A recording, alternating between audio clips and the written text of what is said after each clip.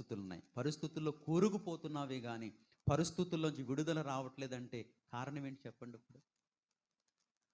ఏమి లేక ఏమి లేక చెప్పండి? సరైన ప్రార్థన లేకది.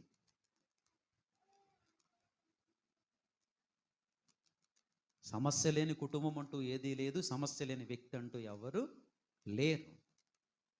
తెలుసో తెలియక ఎందులో ఉన్నావంటే సమస్యలో ఉన్నావు. తెలిసి సమస్యలోకి వెళ్ళావో తెలియక సమస్యలోకి వెళ్ళావో కానీ మెట్టుకు నీవు నేను ఎక్కడున్నావంటే ఏదో ఒక సమస్యలో ఉన్నాము. అయితే దానికి పరిష్కారం కలగాలంటే ఒకే ఒక్కటి, ఎట్లా ప్రార్థించాలంటే దానియేలు వలె ప్రార్థించాలి. క్రైస్తవులమే, రక్షణ పొందుకున్న వారిమే, కానీ సమస్యలోంచి బయటపడే పరిష్కారం నీకు నాకు తెలియట్లేదు. అది